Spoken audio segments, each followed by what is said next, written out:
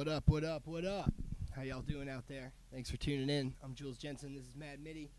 And yeah, tonight I'm going to run through a new piece that I've been working on for a while. That is, you know, in relation to the social injustices faced by African Americans and people of color in our country and in the world.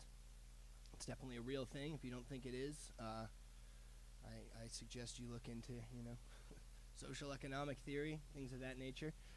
Be very informative, but anyway, not to make it too heavy, it's using art to speak to these things, so that's kind of what I'm doing. So I'm going to walk through this new piece after I perform it once, show you the Ableton session, get into some of the gear and what I'm doing here, and then I think I'll play it again at the end and show you how I can do things in a different way using this setup and kind of, you know, paint different little pictures and, you know, stitch together different tapestries, we should say, as it's going. So thanks for joining, thanks for checking it out.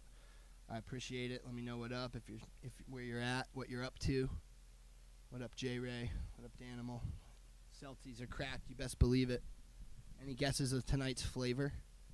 If you guess tonight's flavor, maybe you'll get a prize. I'll think of what it would be. But yeah, thanks for tuning in, live here from Shabby Road, and let's walk through this new piece. Let's play some tunes. Thanks for checking it out.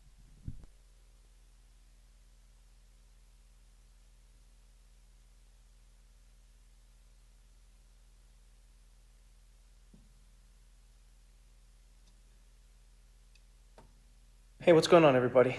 You know what's really interesting about what's happening in America right now is that a lot of people don't seem to realize how dominoes connect, how one piece knocks another piece that knocks another piece, and in the end creates a giant wave. Each story seems completely unrelated, and yet at the same time, I feel like everything that happens in the world connects to something else in some way, shape, or form.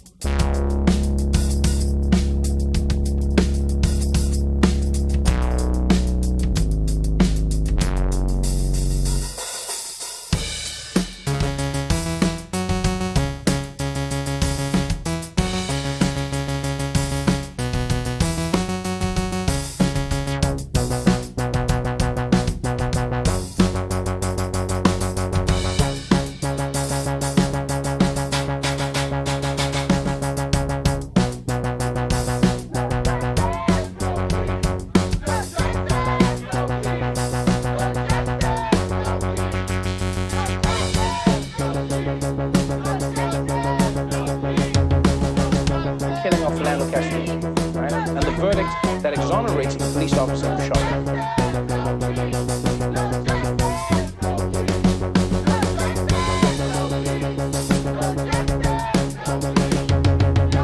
An Ohio grand jury today declined to indict two white Cleveland police officers in the shooting death of 12-year-old Tamir Rice. 2 weeks ago, Trayvon Martin, an unarmed black teenager, was shot down by a white neighborhood watchman who claimed self-defense and has not at this point been arrested.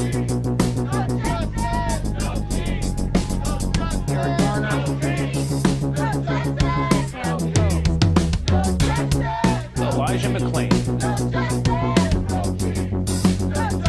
Son of Land. Walter Scott.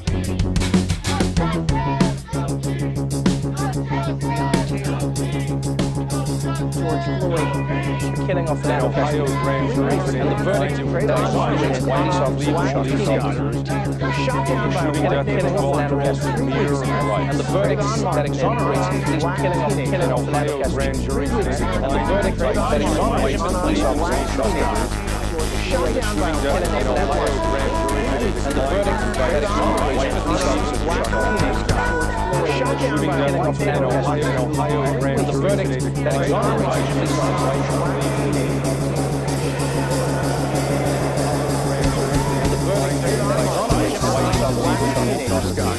shot down by a white Ohio grand jury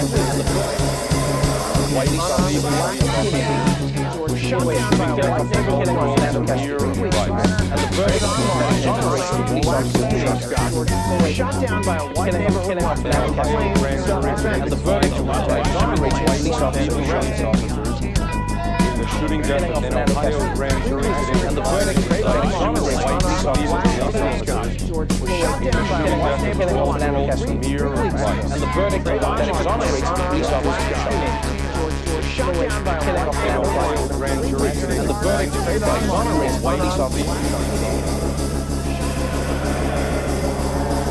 self-defense has not at this point been arrested. I just wanna live. I just wanna live. I just wanna live. I just wanna live. I just wanna live. I just wanna live. I just wanna live. I just wanna live. I just wanna live. I just wanna live. I just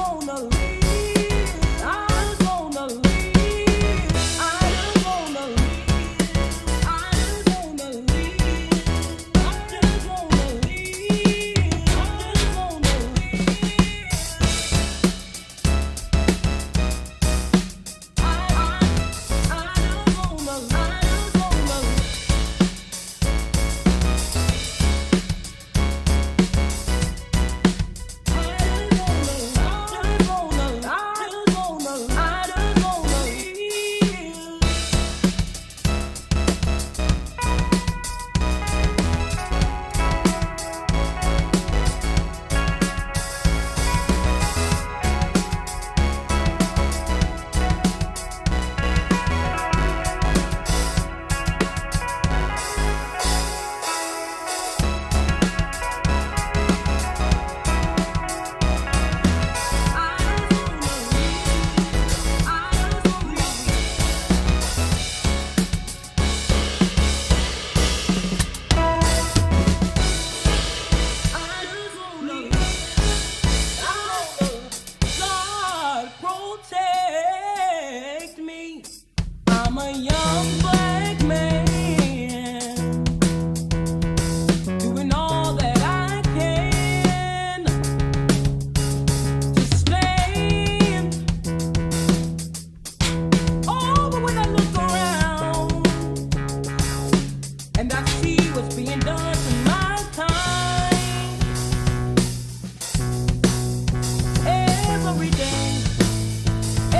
I just wanna live. I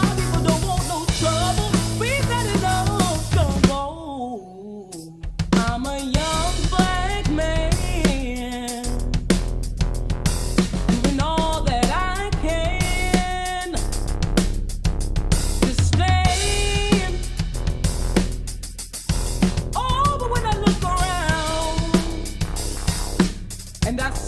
being done to my kind. Every day, every day, every day, being haunted is great. My people don't want no trouble. We better know, don't go. I'm a young. I just wanna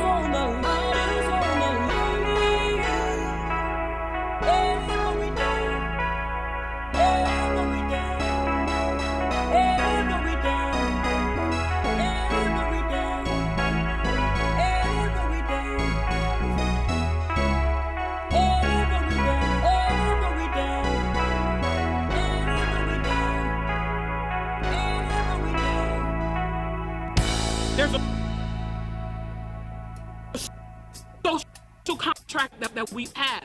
You feel, I feel. Then the person who is the authority comes in and makes the situation. The situation is flawed. So the social contract is broken. So the contract is broken. About the Hall of Fame. About this contract. We killed us in the street. Give a fuck. You broke the contract for 400 years. We played your game, sir. Built your well. You broke the contract. We built our game, our bootstrap, and dropped bombs. We built it and rolled it. Came slaughter. You broke the contract. So fuck your target. Fuck your Hall of Fame. Fuck because it burns this bitch. It burns this bitch to the ground. And it's still beating up. And they are what black people are looking for us and not binge.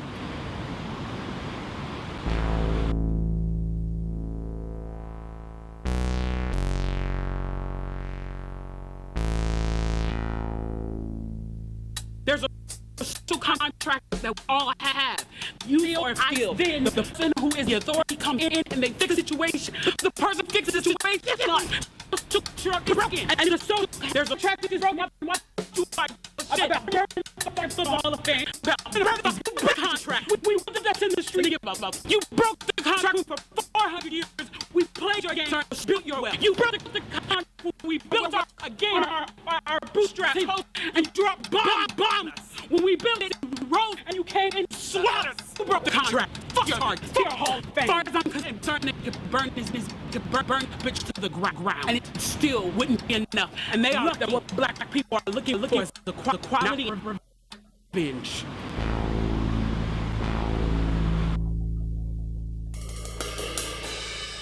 Those contracts that we have, that if you feel the authority come in and the situation, the person situation, so the broken, there's a broken about the Hall of Fame, about the contract, we played that so you run, we built our game, our booties, and drop bombs, built and rolled, and you contract, sorry, fall, burns to the ground, still enough, that what black are looking for the quality binge.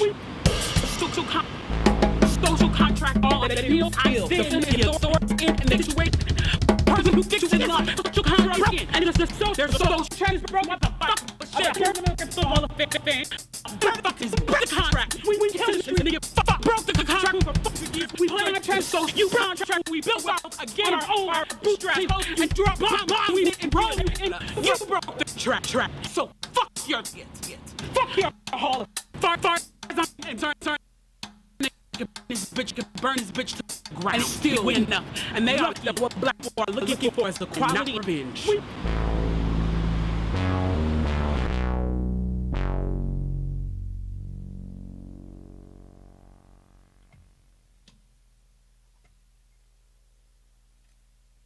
All right, what up, y'all? So yeah, that's the piece there. How you doing out there, Sonia Maria, Jess Jacobs? What up, fam? How y'all doing? Crockett, Cat, what up? Shelms, oop, we got more behind here. What up? Yes. Thanks for checking it out. Thanks for joining and looking at it. Yeah, so, I feel like this piece is as relevant as ever.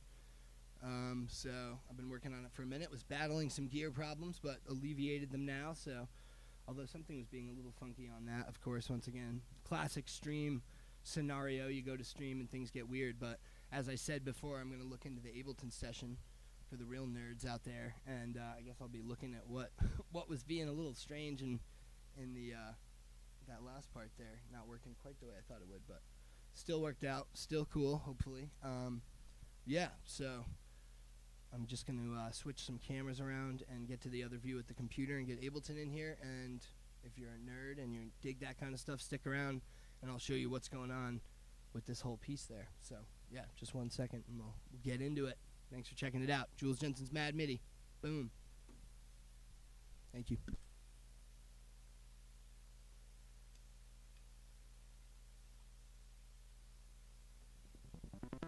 There's a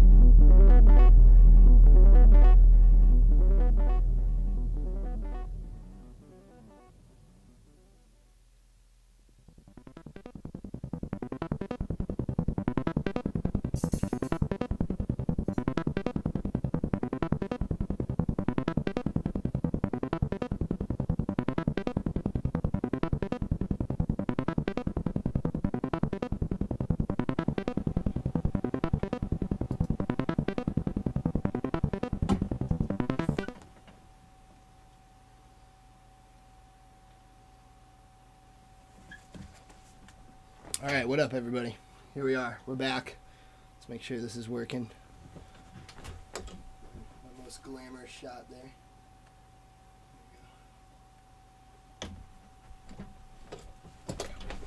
All right, what's going on? Here we go. So, a look inside the Mad MIDI session. Not everybody gets to see this, but I guess if whoever's tuning in does now. So, still got a coffee going. People ask me, do you sleep? Not much. Coffee at 9:30 at night. That's how we're doing it, folks. Anyway, let's see. Should be able to find a way to keep an eye on what's going on here. All right. See who's talking. All right. So if you just watch the piece, then you kind of have an idea of the different things that were going on in there, right? Stuff that we were walking through. So yeah, this is the Ableton session here. So I guess to start, this is 100% session view. So there's no arrangement at all going on in this. It's approximately 152 channels in the entire session. I won't be going through all of them, fortunately or unfortunately, depending on what you're into. But yeah, we'll be looking over kind of, I'm going to go scene by scene and just talk about what's going on kind of in each scene to give you an overview of what's happening at play here. And then at the end, I'll play again and you can kind of get then you'll know a little bit more about what's going on behind the scenes and see how it can be done differently. I can find different parts and, what does have structure and stuff like that. So, hopefully you can hear me well. I assume you can. Let me look over there, check. Hey, yeah, looks like all is well. Cool. So, yeah, scene by scene. So as I said, this is 100% session view. And I guess the main kind of interface that we're looking at here is these scenes. I'm triggering scenes mainly, right? So when I trigger a scene, which I do with the SPDS pad, which I guess we can flip, right? So you can see that over there to the left, blinking there. If you don't know what an SPDS pad is, get familiar. There are a lot of them out there. But the buttons on that are mapped to the different scenes, right? So as I know I'm going to move to a different part of the track, I hit a different pad over there on the SPD, which is in turn triggering a scene here in Ableton. Let's get back to that view. And thusly, a bunch of different stuff is happening throughout the entire, across all these different tracks here. So, first start this here. So what I generally do for all these Mad MIDI pieces, I've started putting each one in its different, separate Ableton session. And I'm actually opening different sessions live when I'm playing multiple pieces. And I use CliffX for that, and in tandem with Apple's Automator, which is super handy. So for a long time, I was putting all the sessions into one big set, which is nice for obviously switching between them even faster, but it started getting way too heavy and way too crazy on the CPU and stuff like that. So had to change it up. Economized, work with a good template here so I can always start and things carry over session to session, like all the mappings and stuff like that between the iPad and obviously all the drum triggers and things like that. So it's modular, but it's working. I have a pretty good working method. So we start with that, and yeah, that's kind of the deal across all these pieces is they're set up in scenes like this. These get mapped to the pads, and all this stuff is happening across the different scenes. So let's look at, I guess the main bulk of kind of what you're hearing, and then what you're seeing. What you're seeing is coming from a different program, and I don't even know if I'm going to get into that today. If you're into that stuff, you want to integrate video and stuff, then check out the Transmute Accelerator, the program that I've been running with Laura Escudé. We go into all that deep. Not to turn this into an infomercial, but just to say, I'm going to go on the Ableton side of things today. If you really want to talk about the video integration, then hit me up if you're trying to get serious about that. But anyway, the main bulk of what you are hearing in these pieces is all coming from this group of tracks called the Midi Voices track. So each one of these tracks listens, theoretically, is tied to one of the real drums, right? Kick, snare, hi-hat 1, hi-hat 2. This mesh one is the white little like mesh pad. I don't know if you can see it. It's kind of, you know, up to the right of the snare there in that view. That's that. And then the bar. Oops, sorry. Cut away from that. Oh, no, we're still there. That bar trigger, I could show you. Right here, right? This is the white mesh pad. Hat 2, hat 1. So, yeah, that's the relationship, right, of these different channels here. So, and then this one, it was originally called chords in the original template because it was just like big chord pads that I was triggering with different scenes, but it evolved into holding different, you know, just certain long playback, quote unquote, playback samples. So, yeah, and this one, if you watch the piece, which, or if you stick around and see it at the end, Trevor Noah here is living in that chords channel, but when that first intro scene gets played, boom, he plays. So that's what needs to happen for that to work. But before any of the MIDI from the drum triggers on these pads gets into these channels, they actually come in through this group, Midi Capture. So this Midi Capture group listens to, says CliffX here, but that's because I'm using the input. Oh, I don't know if you can see. Oh, I'm in the wrong view still. Sorry, homies. Boom, there we go. Oh, I don't know if you can actually see, because the way I'm sharing my screen, you can't see the preference menu, but either way, that's okay. We'll save ourselves some time.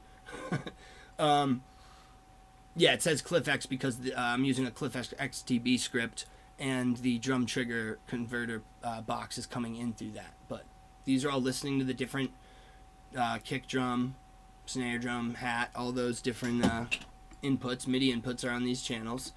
They come in there first and foremost, and this is where I can loop MIDI. So if I'm in TouchOSC, on my iPad, I have this page called Midi Loops. And this Midi Loops page, you know, pretty much triggers a, if I hit the kick button there, oh, you can't see Ableton now. Oh boy, let's go back. Go back there. You know, it starts recording just the MIDI input on that kick channel down here.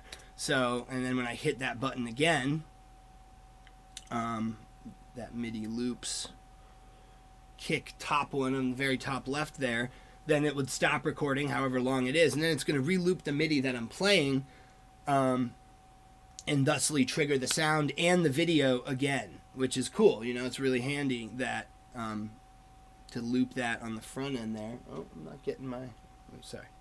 Boom. If I loop the MIDI at the very first stage of it coming in before it goes to any tracks or anything like that, then I do get the video and the audio looping together. Whereas if I just was to loop after the audio is triggered, then it's not going to re-loop the video in time with it, because all that is getting triggered together. So that's been a really handy thing. And then, as you saw on that other page, we'll go back, sorry, once again, Midi Loops. The stop button obviously is mapped to the stop button of that respective channel. And then the clear button triggers this clip up here on each respective channel, which has a CliffX command which says clip last, and this is the last scene down here, delete, and MIDI fighter light stop, because also when I take a loop, the MIDI fighter lights will start blinking, which I think I can show you. Let's see if I go to this view. No. Oh, did I lose that camera? Always lose at least one camera during this process, of course. I guess you can see the MIDI fighter in that view. If I start taking a loop, you'll see it start blinking. Right? So it starts blinking in time with the BPM that I'm seeing. It walks to another light every, you know, it's like in time with the beat. Each bar walks to another light in a loop for that entire time. So, which is pretty cool to show me that, yes, a loop is happening. Stop it, it's gonna do that. Boom. If we go back, you can still see the Ableton up in the corner, but we'll go back here. Ableton, when I hit the clear or stop button, boom, stops it, and clear will clear that out and get it ready for another. So whenever I'm ready, but I can turn it on and off. I also have the in and auto buttons and track arming for each channel ready. So if I like the loop that I'm doing, I can turn the arming off and just freely play over it and have the loop going.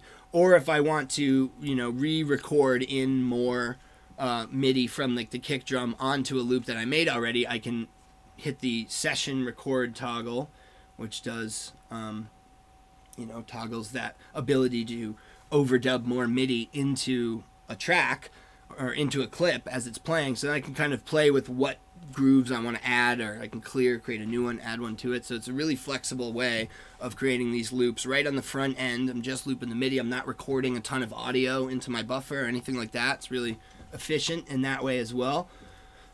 So that's where the MIDI starts. I'm on brand, folks. Mad MIDI. That's what we're doing. So wait, gotta go back to this view. Hey now. Okay, so yeah, that comes in there. Those get fed. They say no output, right? Because they just listen to each respective, the input of the iConnect, which the drum trigger converter comes into, which is the first MIDI DIN port. And then also, do I have no mouse on there? Oh no, that would be devastating. Can I show you the mouse? Show cursor. Yeah. Oh, sorry, folks. I don't know if that's still working either. One sec. I'm going to make it even better. Desktop. Is that going to work? Oh, that's a lot of stuff going on. I don't know. We're going to stick with this. But you can't see my mouse. That's unfortunate. I don't really know how to get around that. Either way. Not to go too far. But anyway, so MIDI comes in there, gets looped. It gets then tapped. Like these channels, as I said, the MIDI captures don't go anywhere. They say no output, but then these channels, respective, kick, snare, hat 2, all that, listen to those capture channels. So the MIDI does go from there into here. And what these groups do, these tracks here, is they take that MIDI in, and then depending on which chain they go into, it can turn into a different instrument. So if it comes in here, if these channels have all the sounds on them, these only listen to a specific MIDI channel within this receiver, right? So the kick only listens to things that come in on MIDI channel 1. The kick can, when it comes in, MIDI capture, then MIDI reroute into this. I can still send it out so it goes to 1 if it's turning the kick, but I can also say, oh, I want this to be the snare, right? And then that'll actually send the incoming MIDI note into this chain, transpose it so it turns into the snare note, goes out into 2, which, as you could probably guess, the snare listens to 2, right? So that way I can say, oh, I want to turn my kick drum, I want to switch all the sounds between which drums are triggering those sounds. So I can be like, oh, I want to make the kick drum now trigger the sound on the snare. I can make the hi-hat trigger the sound that was on the kick. It's a really flexible way of, even once the rhythm that I was looped from my kick drum, or the thing I played it in on, can now get turned into a different sound and still be in a MIDI loop form. So it's a little confusing, but it pretty much just allows me to,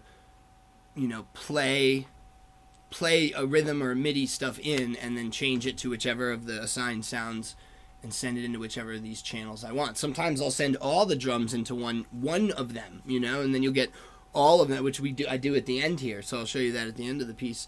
But yeah, it's I don't know, it just allows for fun, new, exploratory kind of things you can find by switching up just which sound is being triggered by which instrument. That makes sense, right? That it would be different and just create a whole different new vibe. So boom, so that gets distributed to the voices channels there, and this is where we get into the glorious new melody trigger that my man Toby, the Ableton drummer, concocted.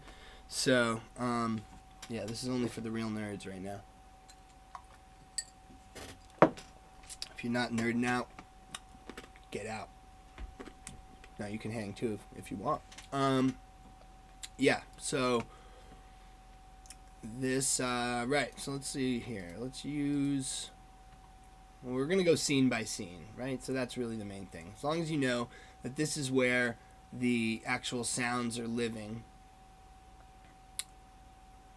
So for example, like this, let me turn these speakers on. Should be able to hear that, right? Okay, cool. I should too, though. There we go. Okay, so like, for example, the hi-hat sound, hi-hat 2, the assigned sound, are just little snippets that are sampled from one of my synths over there, and chopped up note by note on the drum rack. And right, so we got this thing, this beautiful device, the melody trigger, which allows you to make different sequences. You can have up to 16 different sequences, and they can have up to 64 steps each, which is really flexible. And you can do a bunch of really cool stuff like within them, sequence editing. You can bring in, you could write a MIDI clip, write a bass line, like play it in, you know, with a MIDI keyboard or something, and then drop that clip and on the channel with the melody trigger, and then say import clip, notes, and then all the other, you know, related pitch, velocity, and duration information, and get the sequence laid out. And what this thing does, if you haven't picked up on it already, is one trigger, you know, incoming trigger walks through those sequences. So with one incoming snare, kick, hi-hat note, right, because the drum triggers on the drums only send one note out of them at a time. They're assigned at one. They can go into these devices, which live on each channel has different ones, right? Different melody triggers. This one's complex, but we'll get there. And this one's not used, so I can close. But yeah, so it's like for the note that comes off the mesh tom, it triggers that and walks through different sequences here that we have that will change based on the scene. So that's kind of the general architecture across all these different tracks that make the sounds, right? So we, as we're triggering the different scenes, let's go back up to the actual spot. There it is. This is the actual track. Excuse me. So the way it always starts is, at all these tracks, is I always have this scene, this first scene up at the top. I just make any like utility kind of stuff white, and then I can use the color coding for different, you know, associated stuff musically or arrangement wise. So the top scene is always this white scene that all the tracks and clips are white in it, so I know that that's the one that's kind of, I call it sys-X, but it really should be like initialize or something, you know, would be the correct terminology, in that when I play that, it sets everything up the way it needs to be for me to be ready to start the piece, right? So this first scene isn't assigned to the SPD pad over there. It's assigned to one of the pads on my iPad, right? So instead of switching views, maybe I can just bring this up into there and you can see it. But, you know, so I'd hit this button would trigger that scene to set it off and get everything ready, right? If I hit that on there, boom, it plays that. And that just initializes everything. It starts the click in my ear. It resets all those melody triggers to the correct, you know, first step of the first sequence that I need at any point there. And I'll show you how we do that. And that just gets it ready. So I can always kind of reset, you know, no matter what I'm doing, which is handy as well. So, so that's the initialized. And then this first scene, which is the top left pad of my SPD pad. And then I have the numbers. Notice 1, 2, 3. Those are related to the pads on the SPDS pad. So for that, hopefully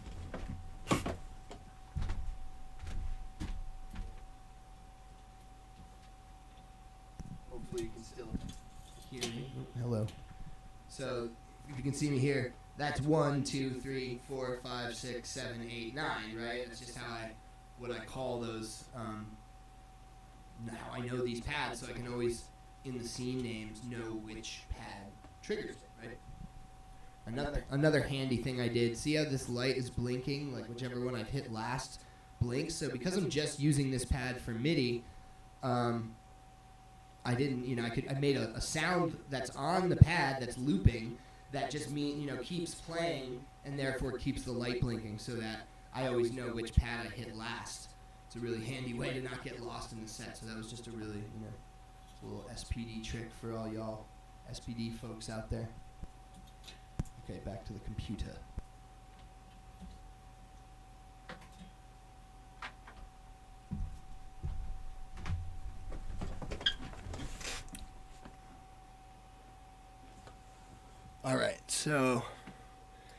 So I'll hit that first scene when I play that. Hey, what's going on, everybody? Right, so that starts playing Trevor Noah. His video will start playing magically. That's for another day. And let's see what else happens when I play that first scene. So hi-hat 2, right? I got this clip on hi-hat 2, and it actually says 0, so that means it's not being used, right? That's like that means over here that it's on chain 0, and I always start my chains at chain 1, which means that if I do set something to 0, the MIDI doesn't go anywhere, and it's pretty much just like a kill switch. So I have this 0 clip, boom, I know that's 0. So on that one, nothing, that's turned off, waiting for these other sequences to get turned on different scenes, but that one just zeroes it out, nothing happening. This one, mesh toms. So with the toms, I'm hitting that and getting the different background footage, courtesy of my buddy Jake Borden, is changing with each new pad sound, right? So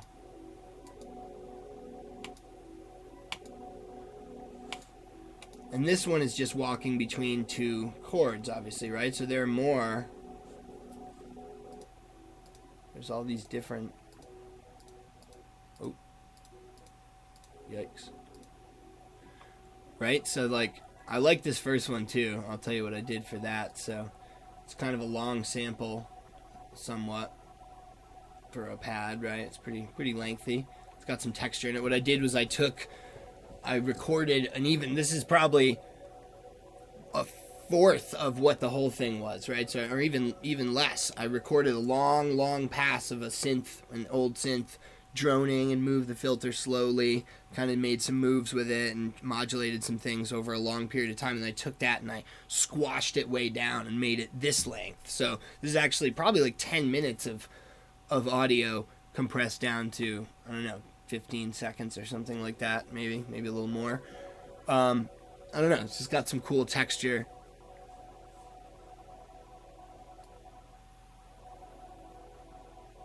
It's fun, I think. Yeah, it's got some weird little artifacts in it.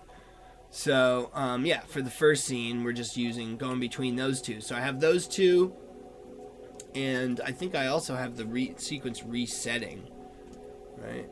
Sorry. So there's a sequence reset command here, which every time that goes, you'd start back at the first note. And let's see if I have that map. No, I don't in that one, actually. That doesn't say reset every time the scene plays, which is cool. That's fine. So what I do there is that starts going. I'm hearing the click in my ears. I know that I'm walking between those two pads, and then I make a MIDI loop that is the length that I want each single pad to play. And because that one incoming MIDI note off the mesh drum pad that's triggering walking, each one of those walks between those, I loop it once, and every time it replays, it plays the other one. So I get that nice pad switching back and forth in the timing that I want, and that'll just stay for that first section that I'm in before the synth has come in and stuff like that. So this one it doesn't, I think. Oh yeah, for that it will play the name sequence, right? Killing off An Ohio grand jury today and the determined So all those names are chopped out. Those are associated with their own video clips. Those are also from the little bar sampler in the first scene, are playing those names and walking through that. That's the chain there, or the sequence that they're on, right? So the first sequence of this melody trigger on the bar channel. Walter Josh Floyd, the killing of An an Ohio grand jury today and the determined verdict to indict two white police Cleveland officers. police officers. Hey, what's Shot going on, down by a everybody? white neighbor. Sorry guys, I'm in the worst view ever for of things because I started playing it, and I have automated scene changes that when I play the scene switch the camera view, but that's why we lost Ableton. Sorry, folks. So yeah, although it's kind of a chill, kind of a chill tutorial method, I suppose. Yeah. So that's what happens in that one. These don't have anything happening there. They're all zeroed out in the first initialized scene. In the Moog group, so this group is all controls the live, like the Moog Sub 37 that's over there, tucked down next to me as I'm playing. And it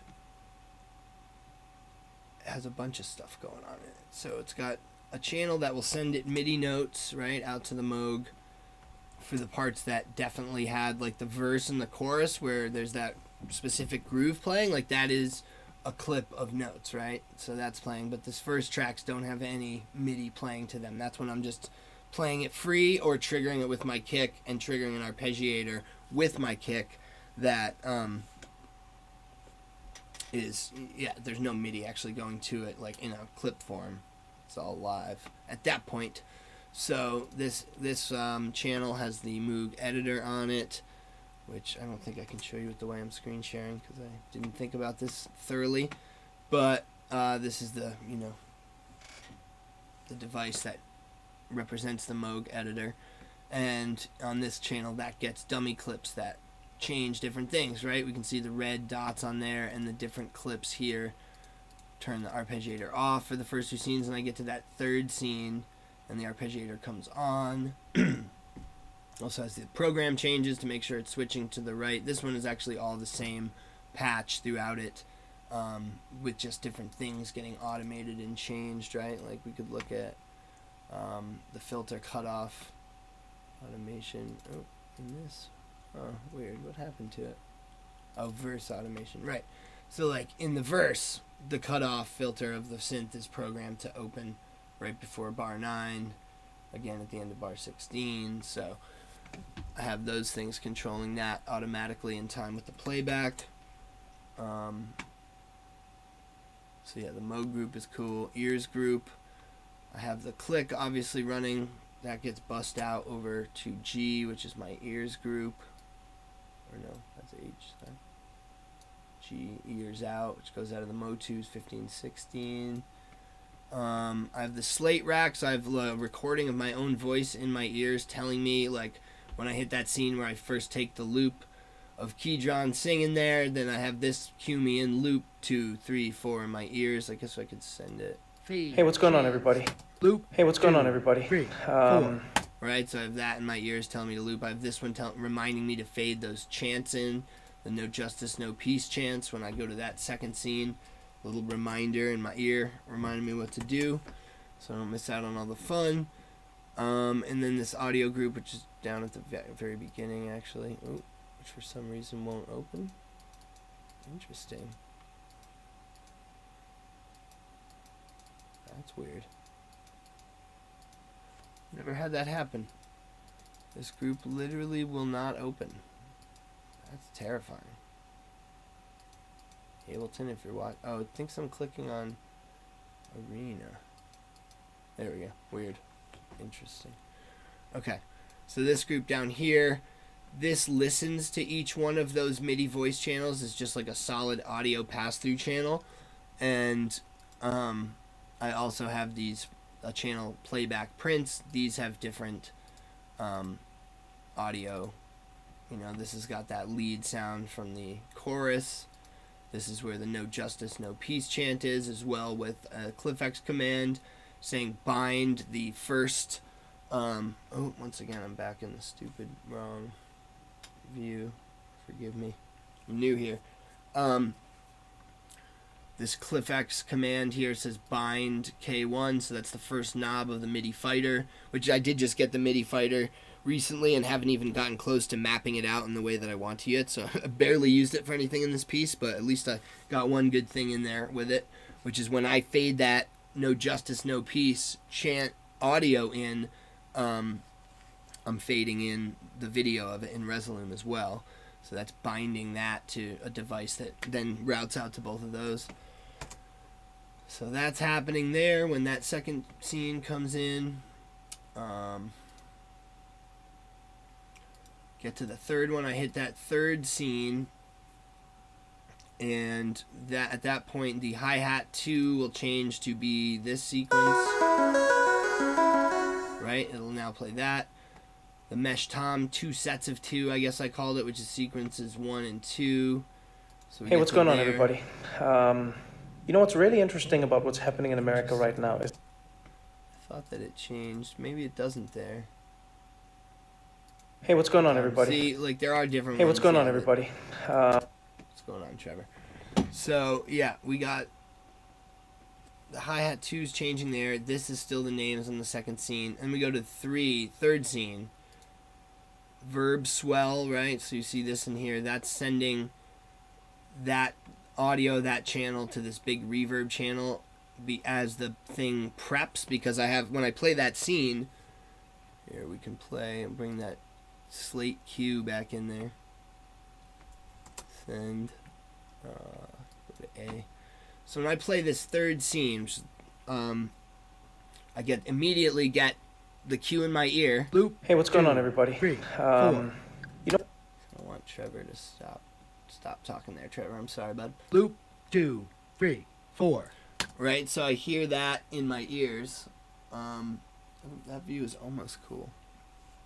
Not cool enough though. So I hear that cue in my ears tell me to loop 2, 3, 4. Then I know when that counts off that's when I go down to the MIDI fighter and play in the samples in time to set that loop up. So that will loop for, it waits there and it sets it up so that the MIDI capture channel for the MIDI fighter, it plays this clip that will start recording a fixed amount of time in the open slot here. 130, scene 138. As you can see down here, I always label my scene, so 136 actual scene number, which means I know this is 138, which means when I write this command, record fix, it's fixed time of recording for 4 bars on that scene, and then it waits 4 bars, and I'm not sure what it does after that. Oh, I guess I took a command out of there. Must have done something else after originally, but yeah, so it pretty much sets it up to automatically record that loop that I take of Keydron there that I'm triggering with the MIDI fighter, and then, you know, as that loop time ends, we get the bass line starts, and I start playing, right? That's when I'm coming back in on that chorus vibe. Once the loop is going, the bass line, we have the chorus bass, as you can see here. Mini notes. Let's fold it. Oh, there we go. Right. Yeah.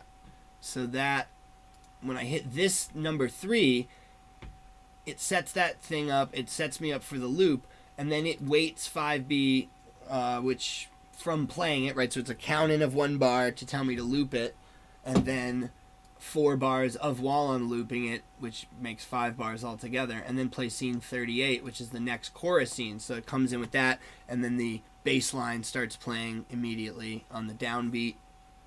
And then we got this is where that lead loop is 2, 3, 4. This lead, which is from an old Micro Moog.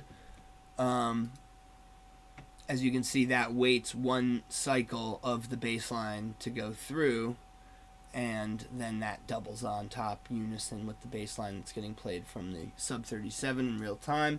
So that stuff all kind of comes in together. And once again, if you stick around to the end, watch me play this in a minute, which I won't be too much longer before I play again.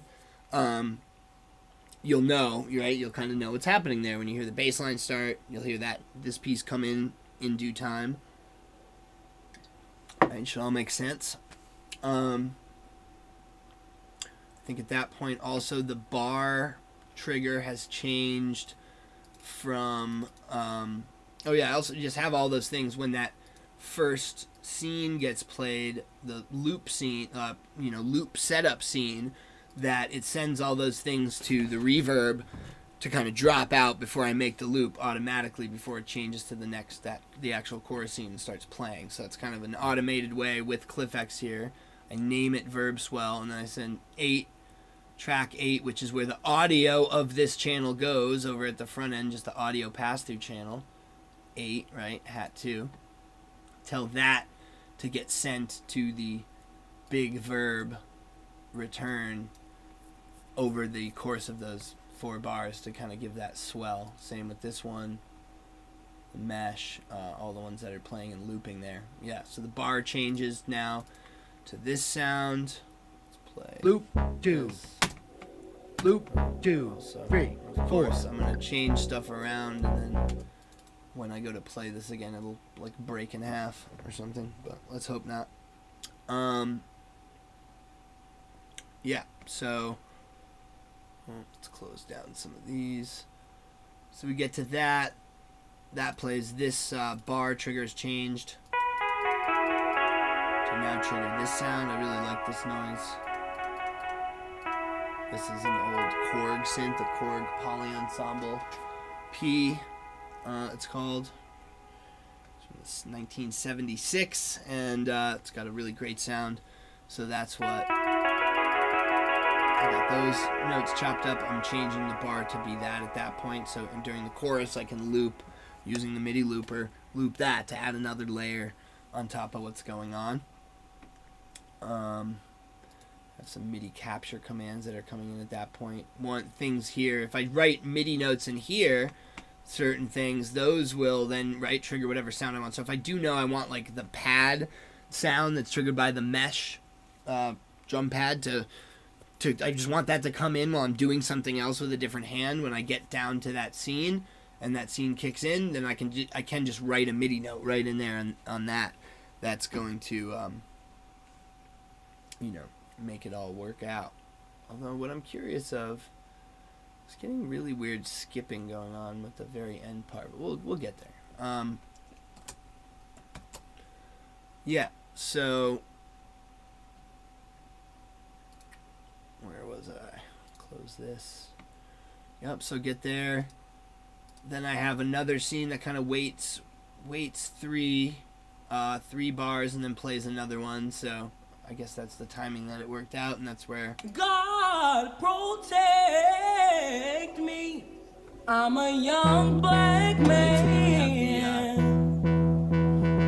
doing all that I can. synth starts playing, has its pre-written bass line in the Moog group for that part. The timing kind of works for it too, and then it plays the next scene after waiting 3 bars for it. 3 bars for him to say that first intro line that kind of leads in and falls onto the downbeat of the 4th bar, which is really then the resetting of the whole cycle again, or for the first time really, kicking into the verse, we should say. The Moog, right, has this verse MIDI there, as we can see. Oh, once again, boom, there we go.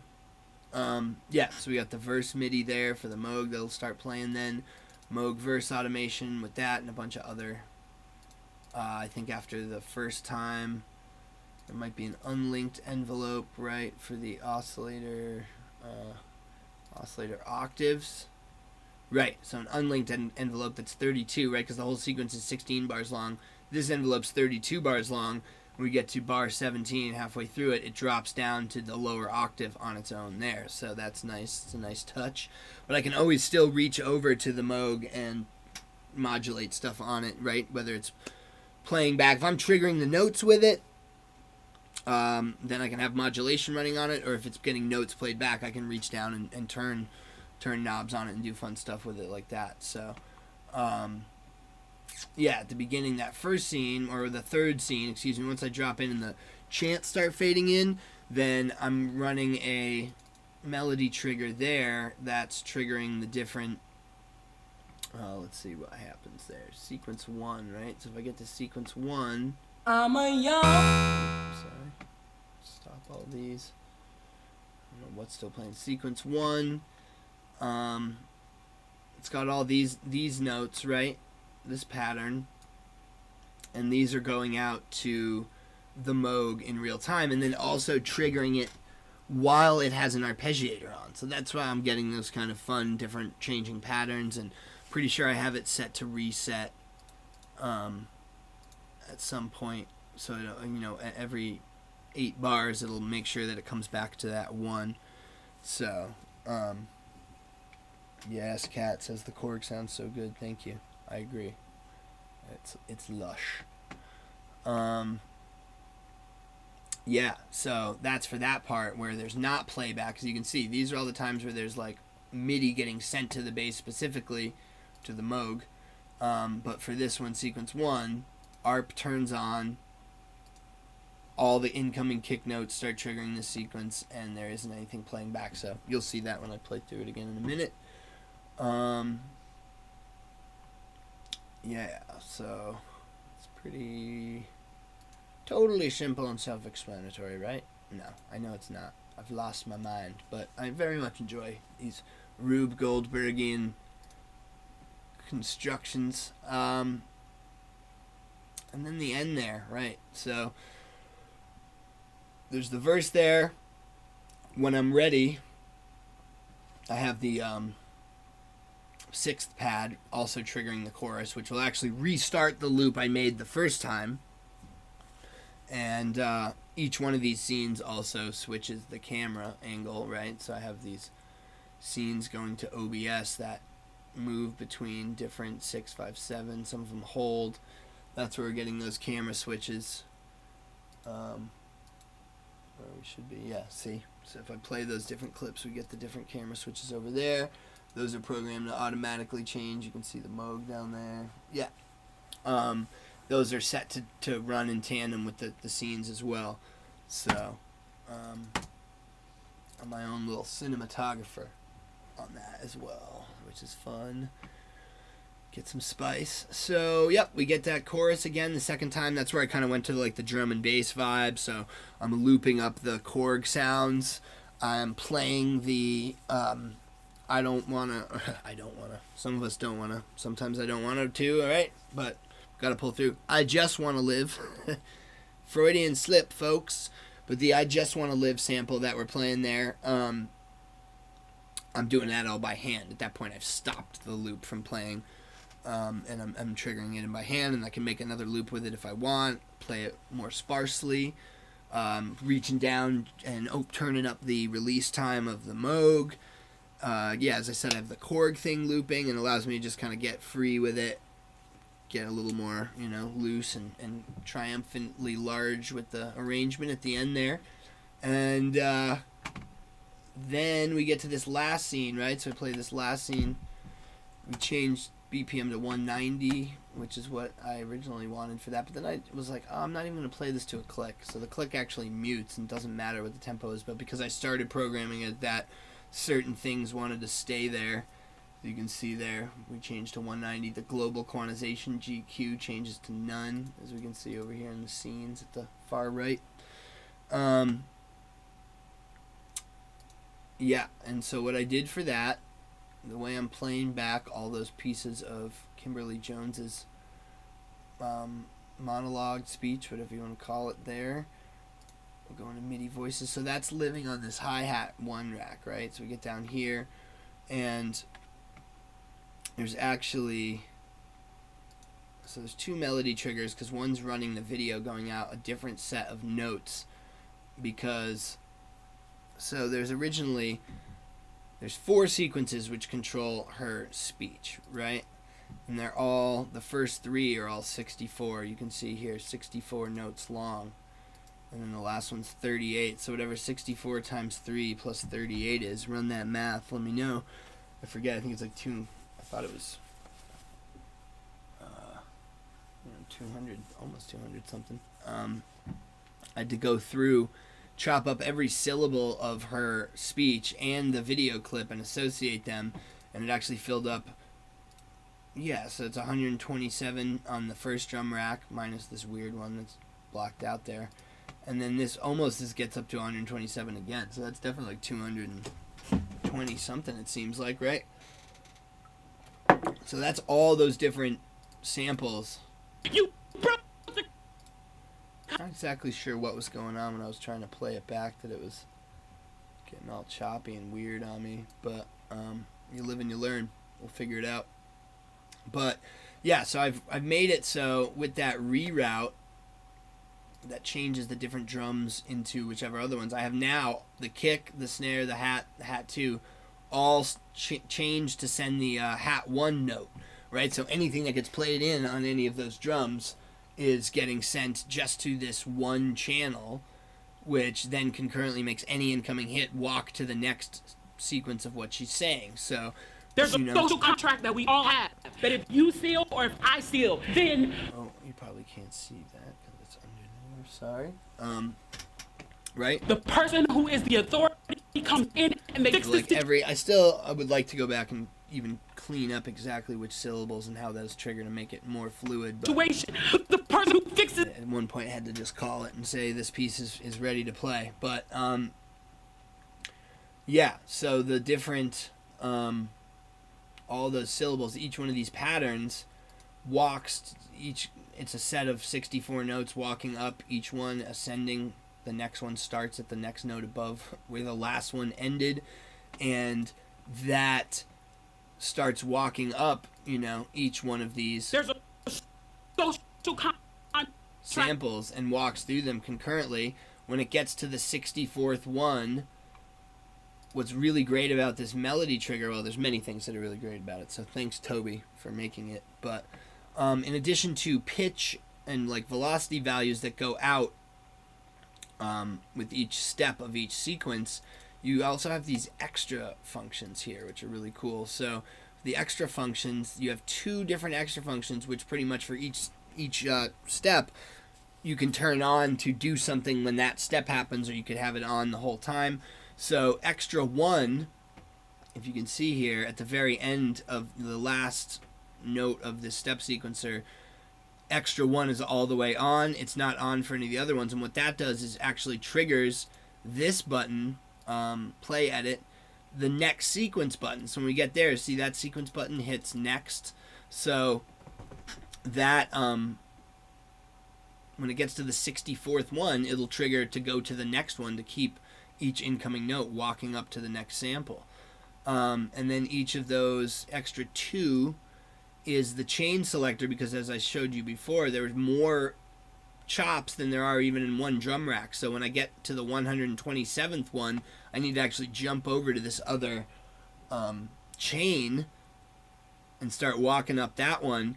So we actually get to right, so it's half and half, boom, we get to this one, and we're actually, then the chain selector goes up, and we're now go to the second chain for 3 and 4, and then as you can see there, it goes back to chain 1 when it gets back to the beginning and resets. So that's how I'm able to walk through 220 samples without it resetting with each concurrent hit, just walking through the next one in real time. When I get to the end of it, it'll reset.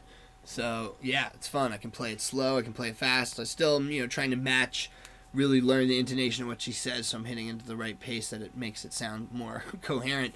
And of course, as I said before I started streaming here, or as I was streaming, for some reason what was happening with her, that section, her samples were not, they were like doubling up and stuttering and being weird, and I really don't know why, what happened with that. So I gotta figure that out. And I'm also confused.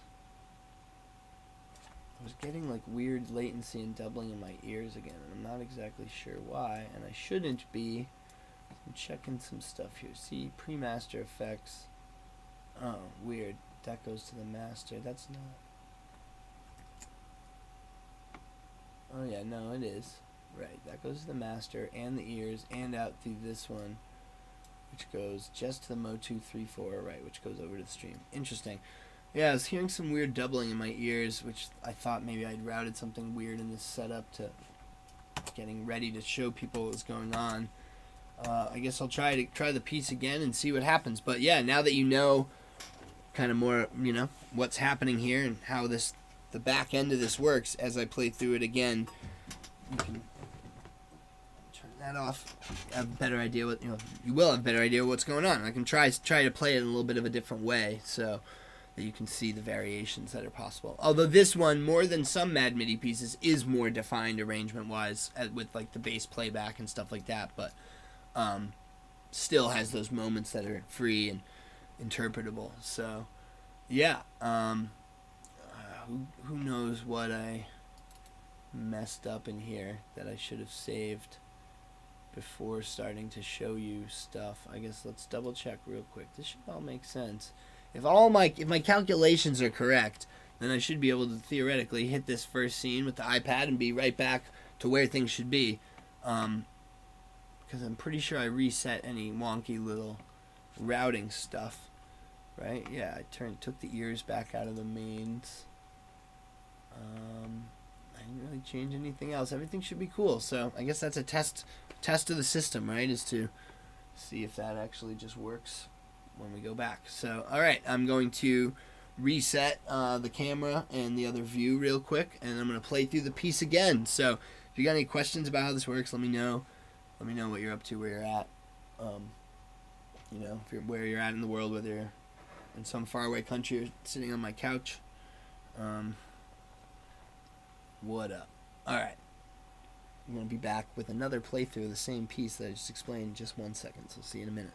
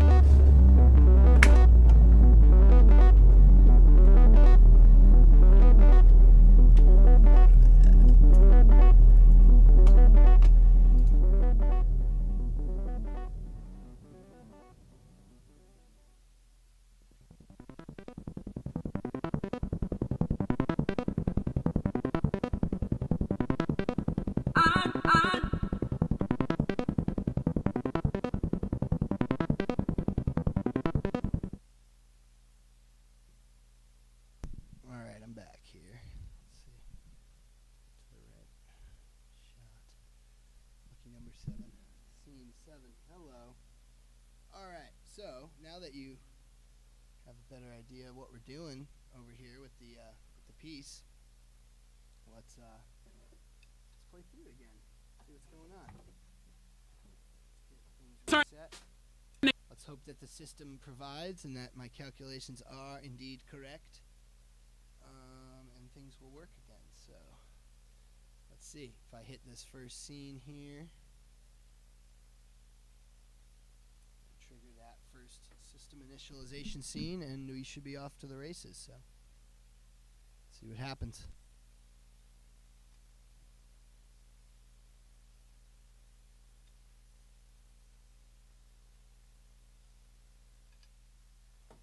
Hey, what's going on, everybody?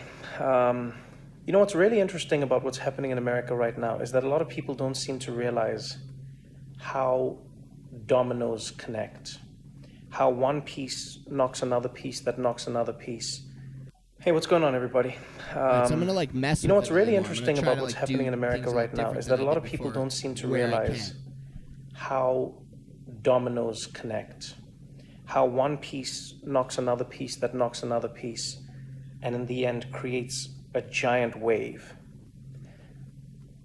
Each story seems completely unrelated, and yet at the same time, I feel like everything that happens in the world connects to something else in some way, shape, or form.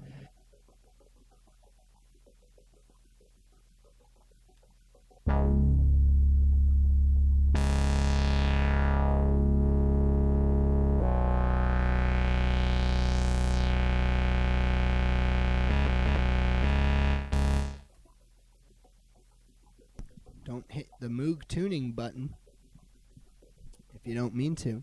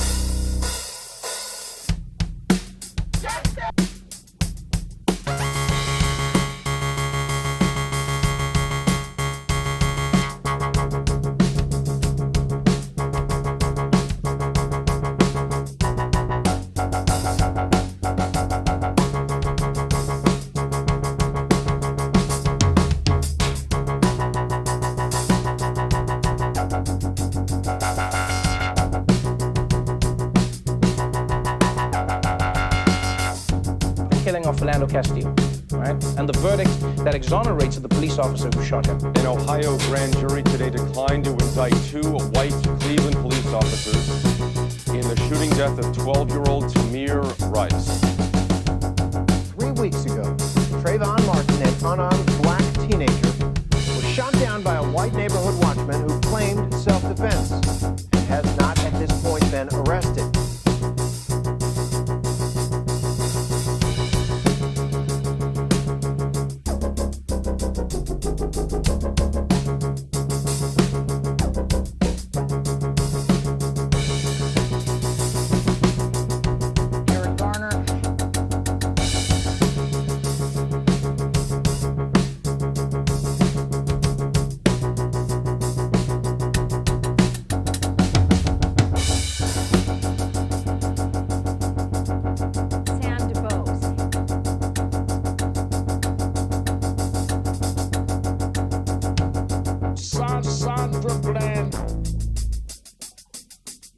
Walter Scott.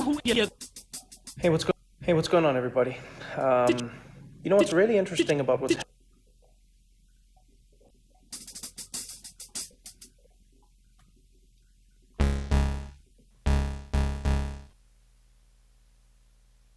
I just wanna live. I just wanna live. I just wanna live. I just wanna live. I just wanna live. I just wanna live.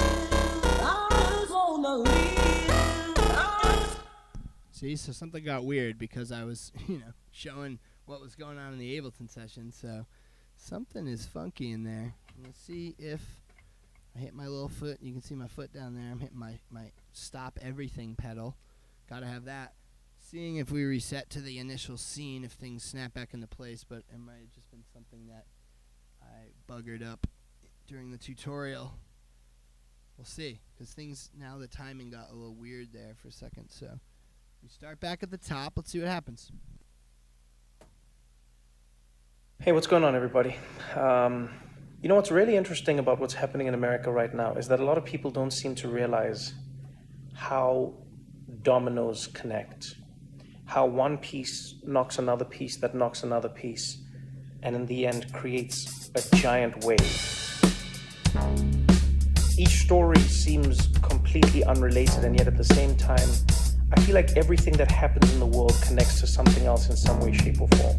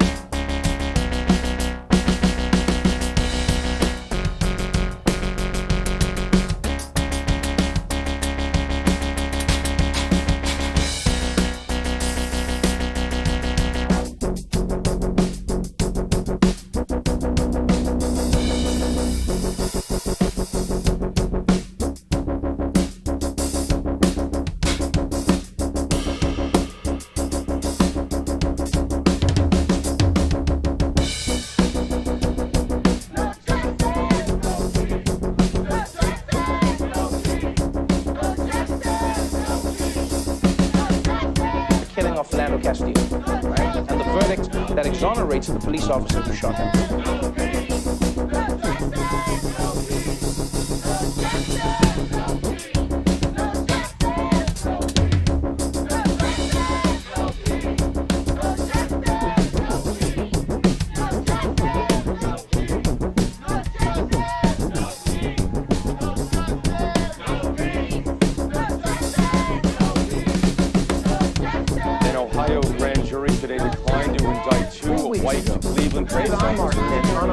In the shooting death of 12-year-old shot down by a white neighborhood watchman who claimed self-defense and has not at this point been arrested.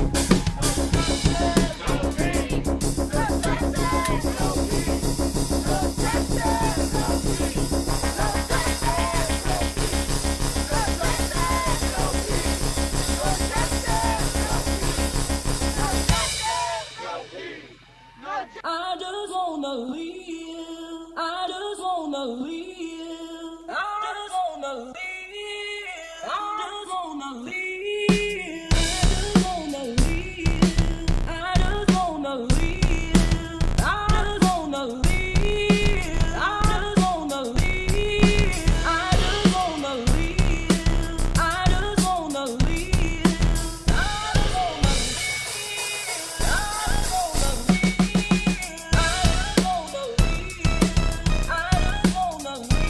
I just wanna live. I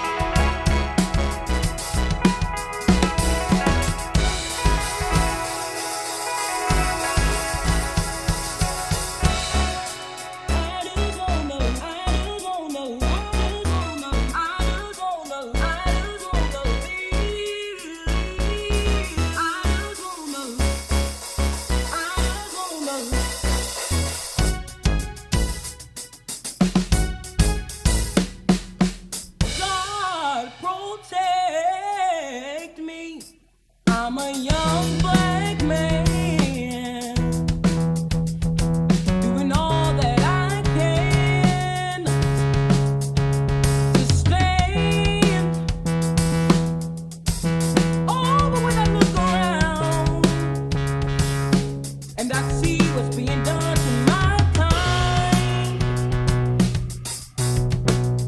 Every day, every day, every day, being hard to this prey. My people don't want no trouble. We've had enough trouble. I'm a young black man doing all that I can to stand. Oh, but when I look around and I see what's being done to my kind, every day, every day, every day, being hard to this prey. My people don't want no trouble. We've had enough trouble. I'm a I just wanna live. I just wanna live. I just wanna live.